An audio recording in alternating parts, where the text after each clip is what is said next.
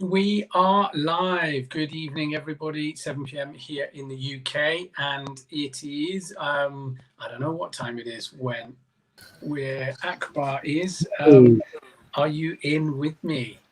I'm here. Sorry, I'm late. Hey, that's cool. No problem. I don't know what time it is. You're you Texas? Is that correct? I'm yes. I'm spending the summer in Connecticut at the moment, so I'm here. It's 2 o'clock, and I was having lunch with my sister. She wouldn't stop talking.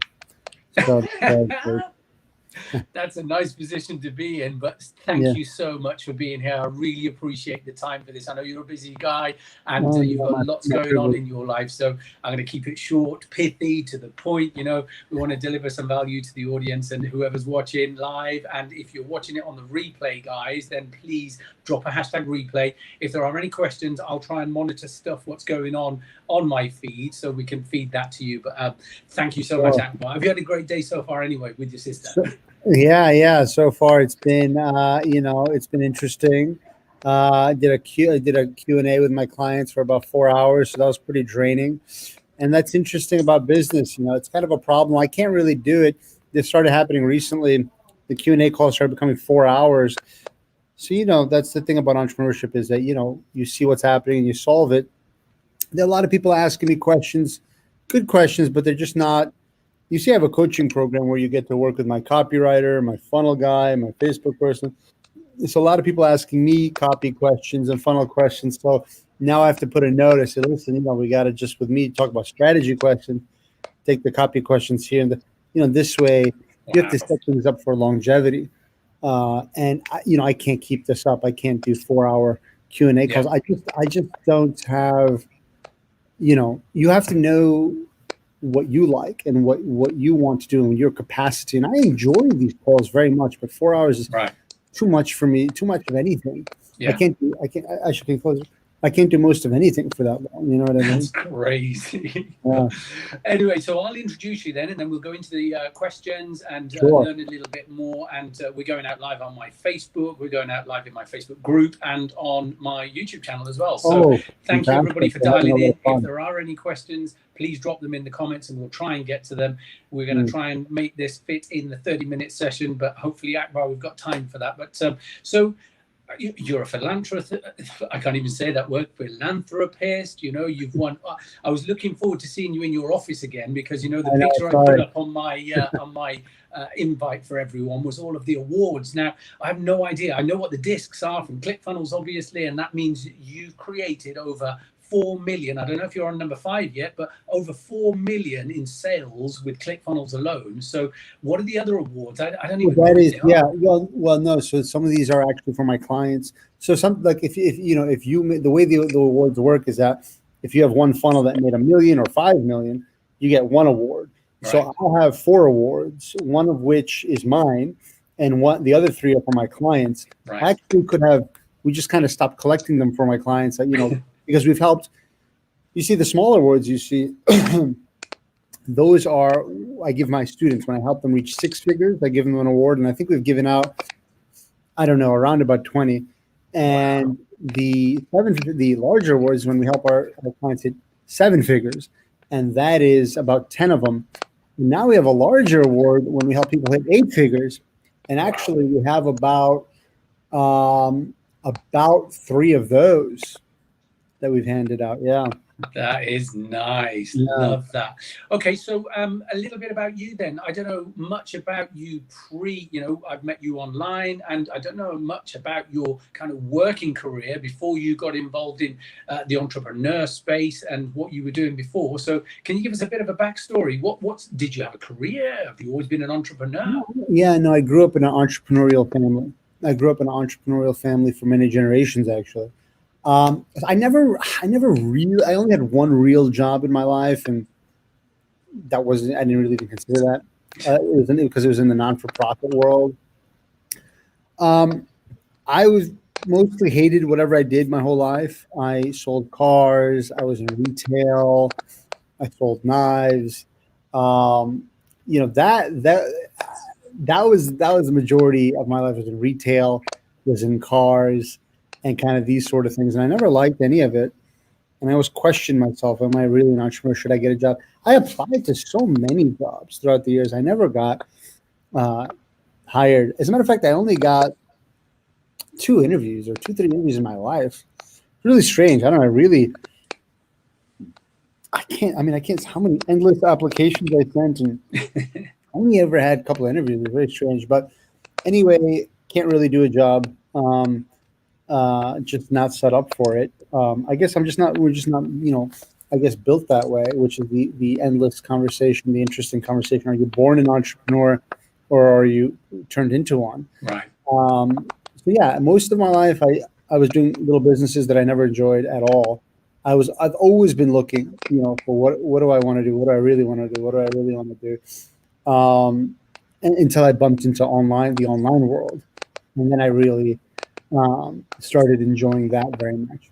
Right. Nice. And so, the next question is, so what exactly are you? Are you an entrepreneur? Are you I know you're a funnel builder, but you're not just that. Are you the coach's coach? Are you a business strategist? What exactly are you? How would you categorize yourself? Yeah, good question. Well, I'm not a funnel builder. So currently we help people build 7-figure coaching businesses. So I guess, yes, I coach coaches on how to build a 7-figure. Some people, they think it's funny. Oh, you're the coach's coach. You know what I mean? It's kind of a funny thing. But yes, we coach people on how to build a 7-figure coaching business. Nice. I've seen you in other interviews as well, where you said that you've had the mansion, the trappings, the Bentley, the flash car, the trappings, typical success things that people associate with success. I am materialistic, but that I do give a lot away as well. And your mantra is kind of make more, give more. I love that. Absolutely love that. So what does success mean to you then? Because, that's what a lot of people perceive success to be. Yeah, no, it's interesting. I think, yes, we've bought what I call the Breitlings and the Bentlings, the Breitlings and the Breitlings and the Bentley. I don't listen. Yes, I have a Breitling. I don't even know how to spell it. Okay. Truthfully, I have a Bentley. It sits in the garage and collects dust. These things are, listen, don't get me wrong. I like nice things, and they're nice. It's cool. I like wearing it. Mine's in the shop right now, and I miss it. And it's nice, but it's not what people think it is. It's not. In other words, I was happy before it, and don't get me wrong. They're cool to have, but I think what the message that I would like to tell people is the real feeling of fulfillment is giving. I'll give you an example. It's my dad's 65th birthday. So I just yesterday bought him a water well in Africa. It's going to be on his name. They're going to put his name on it, a plaque. They're going to put his name on it. And that feels really good. My dad's not materialistic either. I wanted to buy him I was like, oh, I'll buy him it's his 65th birthday. I'll buy him a Rolex or something, right? And he's not materialistic, and it felt really good to do a well. And I think that's where the real satisfaction. I mean, look, man, just look at Hollywood, right? If you think that, all these things get you happiness, take a look at Hollywood, man. These guys have all the money in the world. And no one's more miserable than these guys. Right. Endless divorces, endless therapies, endless addictions. So it's not about the materialistic things. I like nice things. There's nothing wrong with nice things. But I think people really need to focus beyond materialistic things into what kind of impact do you want to leave in your life.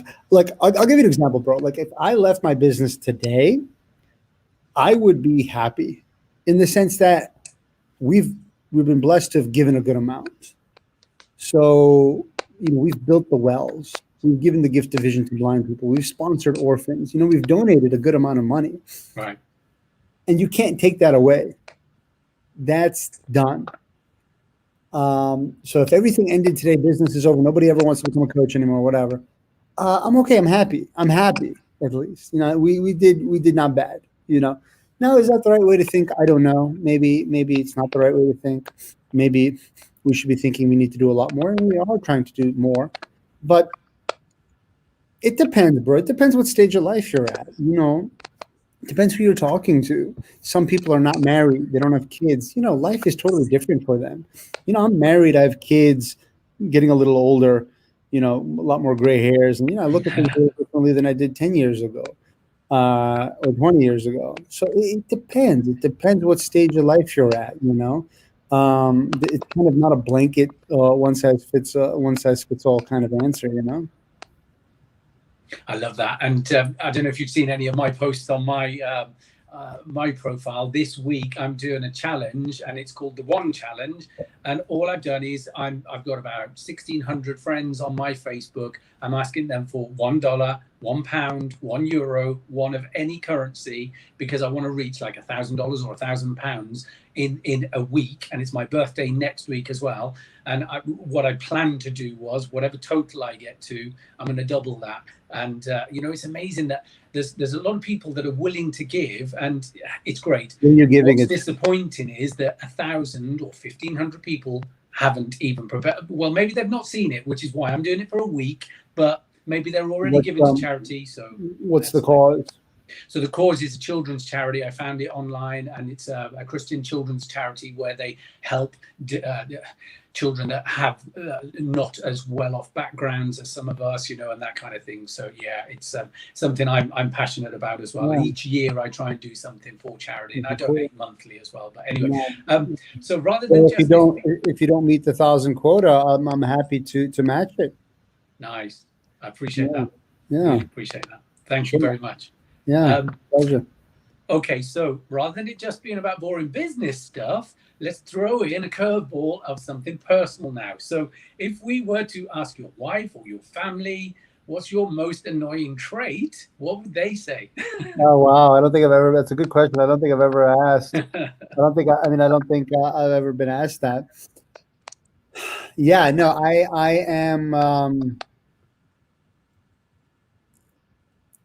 yeah. So I'm not the most organized. I have people in my personal life, I'm not the most organized, meaning I'll do a lot of annoying things, like I'll take the milk out of the fridge and I won't put it back. So there's a lot of things like that, I would say, that would annoy certain people.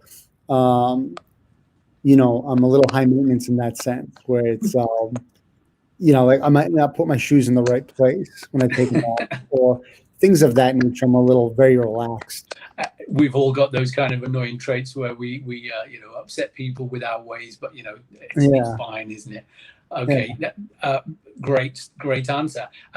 Next question is, so you help businesses scale. So I want to know, it's a business question, what's the difference between a business that turns over $1,000 a month, $10,000 a month, $100,000 a month, and $1 million a month? Is it frameworks? Is it systems? What tips can you give us on that? Well, $1 million a month, I don't have too much, experience with, but in the sense that in the online space, it's a very good question. Look, the reality is, as you progress, your core is your offer, your traffic strategy, and your funnel. These are the core 3 things that one needs to work on. There's a difference between a hustle and a business. A hustle is more the low turnover. A business is when you have a team and you have systems, and sales are being made. You see, if sales are not happening, if you go on, this happened to me a couple of years ago. We went to Italy, and my business took a hit because I wasn't selling anything. And I realized I was like, man, I'm doing it wrong. So now, like we just went to Martha's Vineyard for vacation. Sales are happening without me. Sales need to be happening without you. Delivery needs to be happening without you. Fulfillment needs to be happening without you. People need to be getting success without you. These are the teams and systems that you put in place. So now you have marketing, you have somebody getting the leads, you have somebody cultivating the leads, you have somebody selling the leads, you have people fulfilling what you're selling. This is more of an actual business as opposed to hustle, where people they sell it, they fulfill it, they prospect it, they're doing all the things themselves. And I think we all start that way, but the quicker you can get out of that internal rat race, the better. Right. Yeah, I totally agree with that. I'm so busy with doing lots of stuff myself, and I'm at the point where I'm thinking I need to find someone and outsource it because I can't do it all. So that's where I'm going next. But You got to I've do just it. noticed a question. The rest, yeah. Yeah, I've just noticed a question coming from Sarah, so I'll read this out and let's see if we can answer this one then. She's trying to do her first sales campaign. Any tips? If she'd got the money, she'd pay someone else to do that. But what are the tips that we can give Sarah? What do you mean? What do you mean? And what does she mean by sales campaign? Do you know? So we probably need more details around that. If you're still on the call, Sarah, then drop more details in. But with your first sales campaign, it's all about getting eyeballs on your stuff, isn't it? Yeah, I mean, she's about to her first sales campaign. Any tips if I had the money up here? Yeah, I just need a little bit more details to give you a more specific answer. I don't know if she's talking about phone sales. And if she's talking about, tips on selling people over the phone, one of the best tips I can give you, there's a lot of tips. Number one, you need to be very confident on the phone, calm and confident. One of the biggest selling points is ask them what they feel they need to get to X result earlier in the conversation.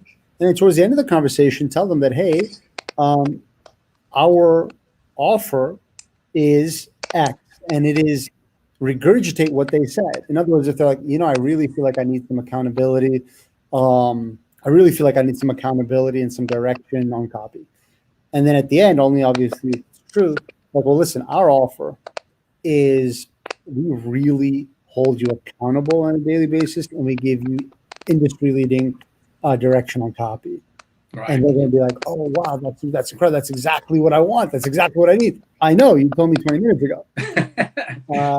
She's just expanded a little bit. She said, making a funnel, etc., online marketing to promote a product. Well, if you're asking for advice on funnel, general funnel advice, what I've noticed is that you can't lose with something I call EPOP. Each funnel should have ethical principles of persuasion, and nice. five of them. One being messaging, nice and juicy messaging. Most people screw this up. They're like, oh, I help you lose weight. I help you make more money. I help you get leads. None of that talk moves anyone emotionally. So you want to have a specific language that really speaks to your ideal customer. If you do that, you're in good shape. Most people cannot do that. Okay, most people cannot do that. For example, I recently gained a little bit of weight during Corona. So I hired a weight loss coach for fun, although I can do it on my own, but I'm big into coaches and I like it. And so I just got one. I don't even know this guy. And I ended up paying him thousands of dollars because his message spoke directly to me. His message was very clear: entrepreneurial men, I'll help you lose 20 pounds in 8 weeks. I'm like, that's exactly what I want. I'm an entrepreneur. I want to lose 20 pounds in 8 weeks. Yes, done, sold. And by the way, I've lost 7 or 8 pounds already. I'm a good client because I listen to what they tell me to do, because it's impossible not to get results if you listen. Right. People want to blame everybody, but the reality is if you just listen, you'll get results. Anyway, we're talking about messaging. Number 2 is, likable authority. If you're selling yourself, your product or whatever it is, who are you? Why should people buy from you? People like what we stand for, our make more, give more mantra, that this is why we do what we do, to help people make more so they can give more. You want to inject your personality, your why, your why into your funnel. So you have, and this is in no particular order. So you have likable authority, you have messaging, scarcity, and it's a tough one. It depends what your offer is. Like, hey, for the first 10 people, you're going to get this. Up until this date, you're going to get this. Listen, every day you're living with this is unnecessary. You're hurting yourself every day you're doing this. Take the action now. So you want to give you want to persuade them to take action now.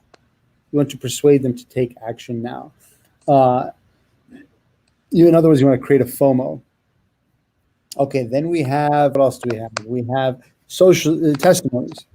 Testimonies are very important. A lot of people, they have very weak testimonies on their funnel, It's like, oh, working with Sarah was cool. Well, that doesn't do anything. Working with Sarah was the best decision I've made in my life. Put good testimonies in your funnel. And if you don't have any good testimonies, get them. Work with people, get them. It's not hard to get a good testimony. You know, let's just say you're working with someone on an 8-week project. Well, they might love you week 2 and give you a testimony right then and there. Anytime you make anyone smile, anytime you make anyone happy, ask for a testimony right away. Right. Okay. So where are we at? Messaging, testimony, FOMO, likable authority, and what's the fifth one? Let's think. It's been a long day. Let's think. What's the fifth one? Wow factor. Right. You know, and a lot of people don't have that. You know, it's just boring. It's bland. You have to understand something that, you know, people are getting over 4,000 ads a day. It's insane. Like, how are you standing out from the crowd? Right. You have a very unique guarantee. Oh, that's interesting. I never heard of that before. You know, Google's your best friend. I was working with a guy. He had Dead Sea Salt face wash. And I Googled and I said, well, what do we got here? Dead Sea Salt. What do we got? And I Googled, you know, Dead Sea Salt benefits. And if it turns out that Cleopatra, one of the most beautiful women in the history of time, used to travel the land to go get the benefits of being in the Dead Sea. And I said, boom, you need to put that there. You say, well, you know, one of the most beautiful women in the history of time used to travel across the land to get this beauty. I'm bringing it right to your mailbox. Right. That's a wow factor. You know what I mean?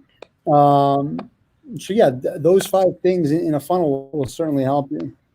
Nice. I like that. She did expand on it, but there's other questions as well. So I want to go back to Sure. that rather than dwell on it. But okay, so you're a philanthropist. We established that right at the start.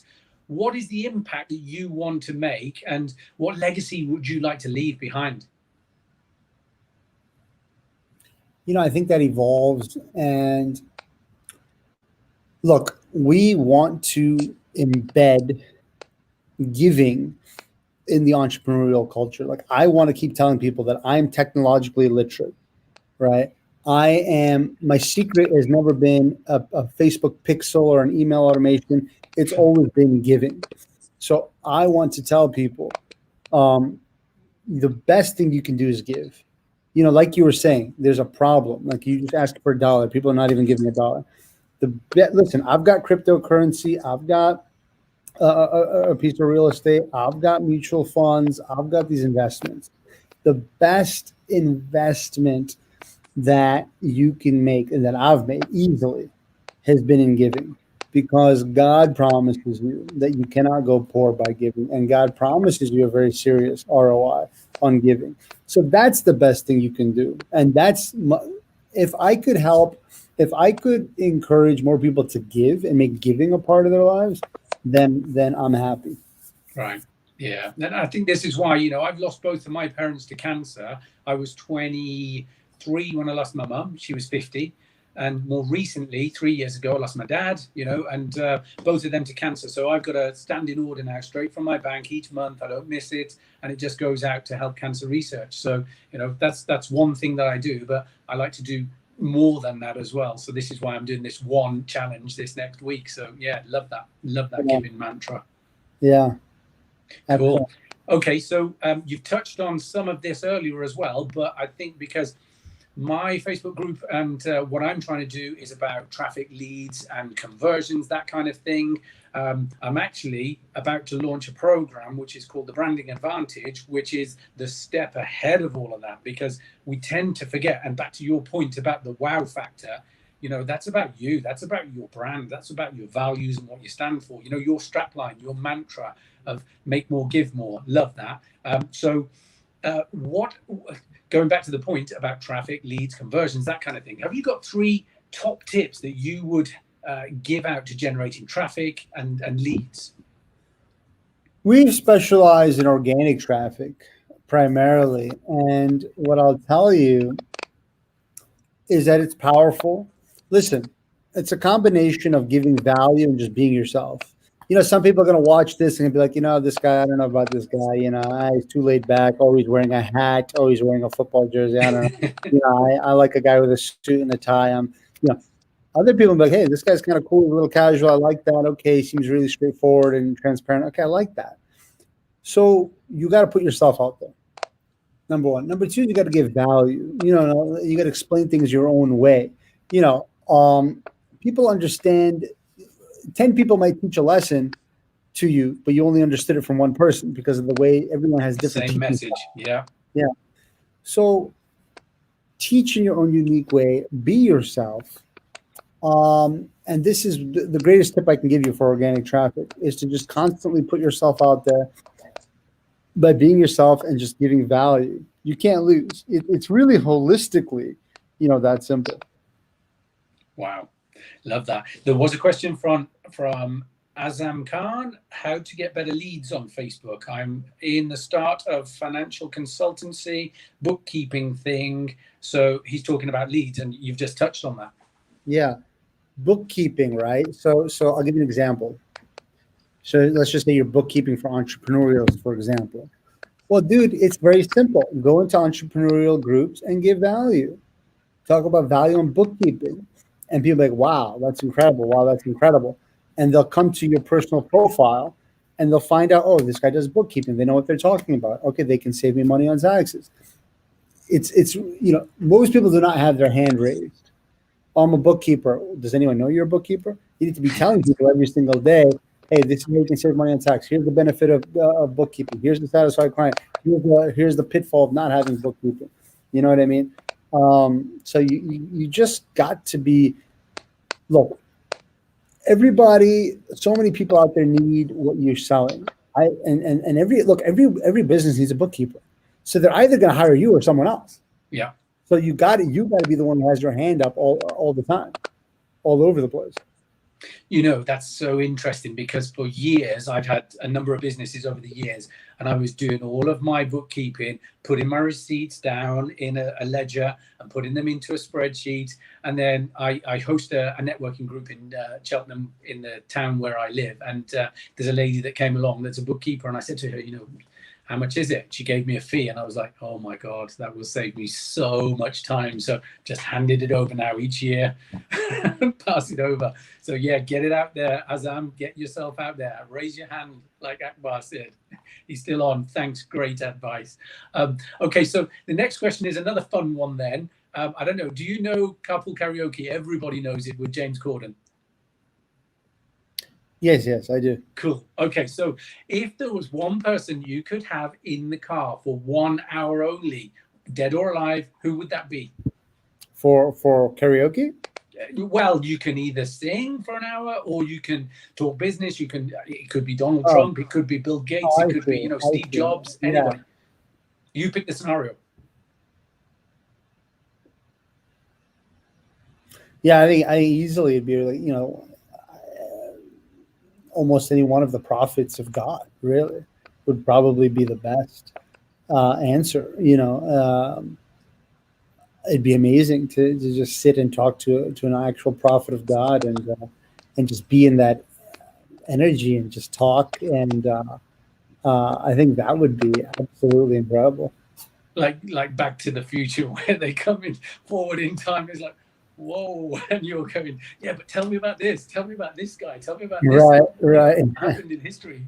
Well, I think it's more. No, I don't think I would talk about anything like that. I think I would really talk about life and the meaning of life and what the mindset that one should have and the real day-to-day goals of in other words, how to live right. You know what I mean? How to live the best way.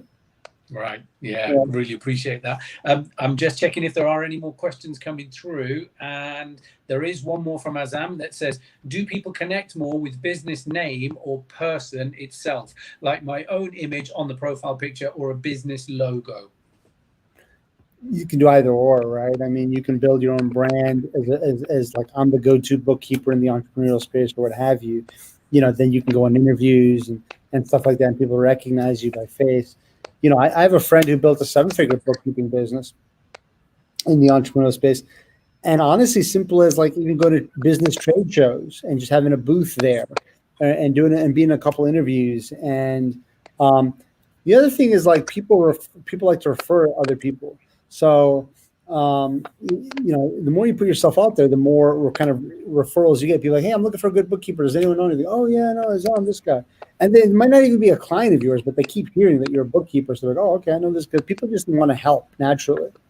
Exactly. And so back to my point about the bookkeeper from my networking meeting, I've put some of my other business friends in touch with her now because, hey, she's done a good service for me. So that recommendation goes a long way, doesn't it? Big time. Big Cool. time. Right. We are coming to the end of the 30 minutes. So one final question. I don't know if there is, let me just check.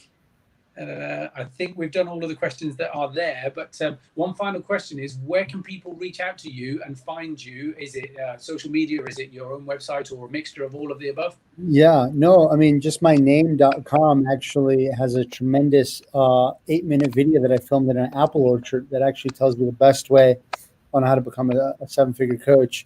And it's just my name.com, AKBARSHEIKH.com, akbarsheik.com.